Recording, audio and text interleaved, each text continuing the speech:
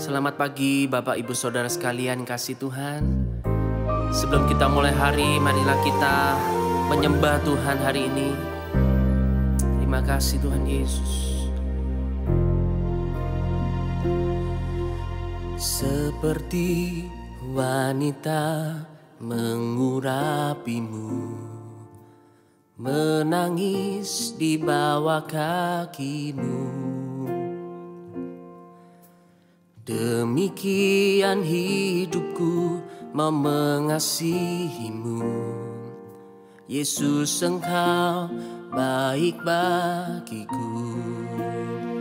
Sampai akhir ku menutup mata, ku tetap setia menanti janjimu.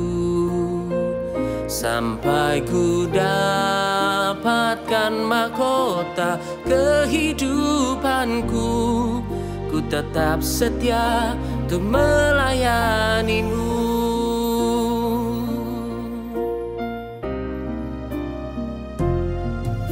Seperti wanita mengurapimu, menangis di bawah kakimu. Demikian hidupku mau mengasihimu, Yesus Engkau baik bagiku. Sampai akhir ku menutup mata, ku tetap setia menanti janjimu. Sampai ku dapatkan mahkota kehidupanku, ku tetap setia untuk melayanimu.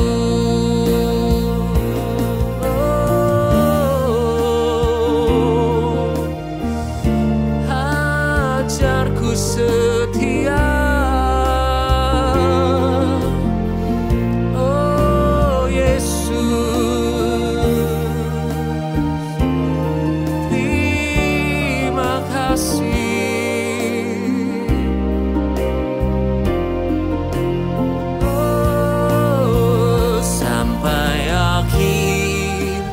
menutup mata, ku tetap setia menanti janjimu. Sampai ku dapatkan mahkota kehidupanku, ku tetap setia untuk melayanimu. Ku tetap setia untuk melayanimu. Tetap setia untuk melayanimu.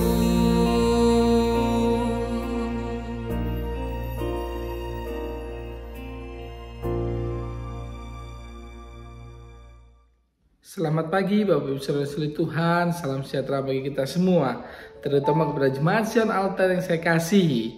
Di pagi ini kita sedang belajar kebenaran firman Tuhan tentang kekuatan doa di tengah badai kehidupan.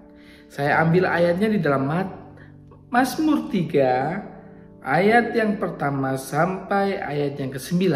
Beginilah bunyi firman Tuhan. Mazmur Daud ketika ia lari dari Absalom anaknya. Ya Tuhan, betapa banyaknya lawanku, banyak orang yang bangkit menyerang aku. Banyak orang yang berkata tentang aku, baginya tidak ada pertolongan daripada Allah. Ayat yang keempat, tetapi Engkau, Tuhan, adalah perisai yang melindungi aku.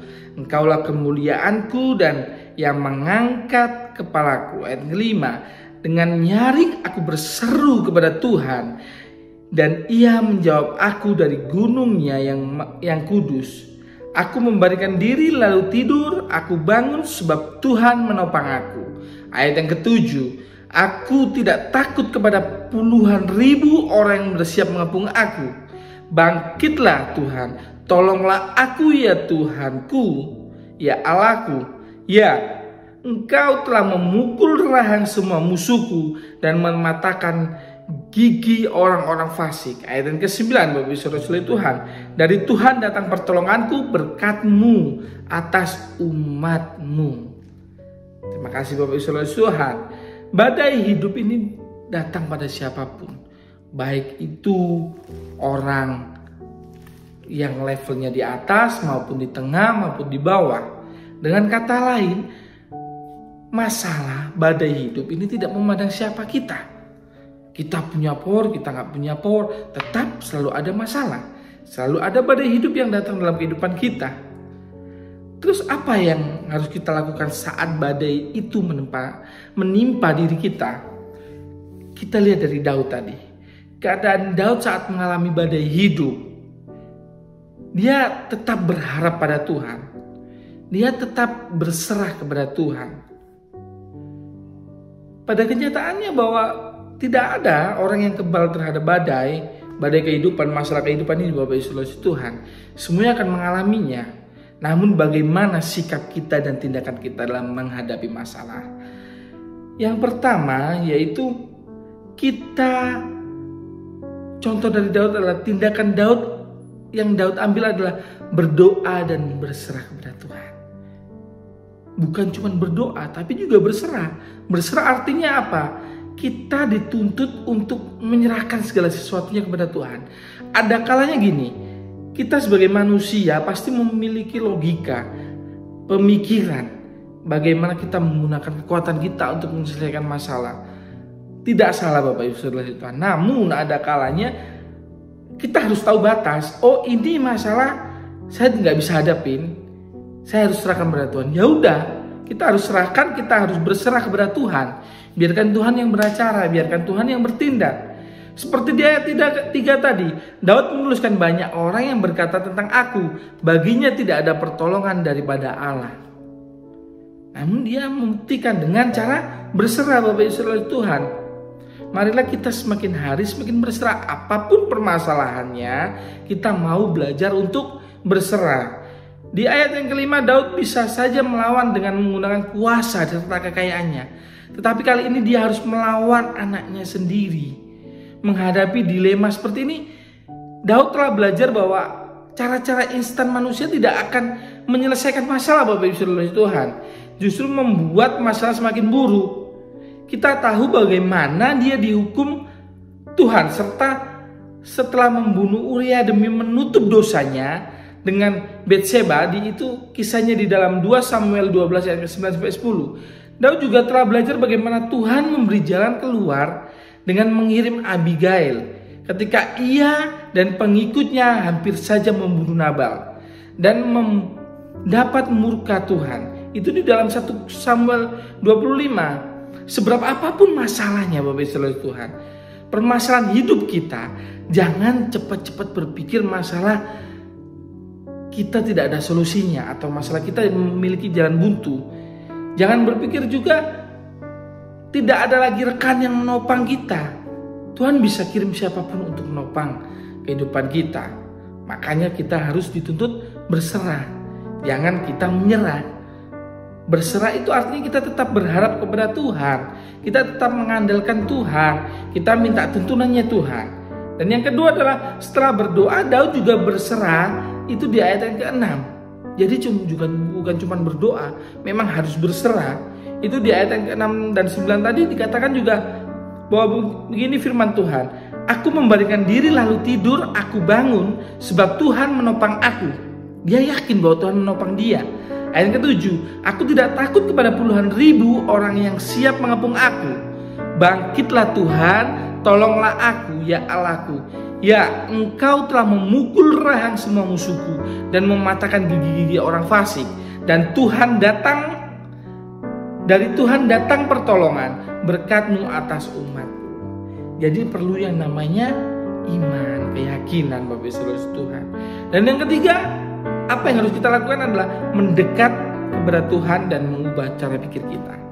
Mengubah cara pikir kita, sudut pandang kita, artinya apa? Jangan kita melihat masalah itu dari sudut pandang manusia kita.